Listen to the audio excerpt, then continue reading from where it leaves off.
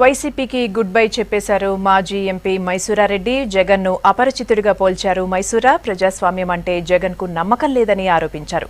పార్టీలో డబ్బులకే ప్రాధాన్యమిస్తారని విమర్శించారు. జగన్ నాయకత్వంలో పనిచేయలేకే పార్టీ వదిలేస్తున్నట్లు స్పష్టం చేశారు మైసూరా. రిజైన్ లెటర్ను ఈమెయిల్లో జగన్కు పంపించారు మైసూరారెడ్డి. అంతర్గత ప్రజాస్వామ్యం లేకపోవడమే, చెప్పిన సలహాలు కూడా ఆచరించకపోవడం వల్ల ఇటువంటి పరిస్థితి దాపురించింది. ఏది ఏమైనా కానీ ఇంకా గోళ్ళు గిల్లుకుంటూ అక్కడ కూర్చుండేదానికంటే పార్టీకి రాజీనామా చేసి ఊరు కూర్చున్నా గౌరవంగా ఉంటుందని చెప్పే నేను రాజీనామా లేఖను పంపడం జరిగింది.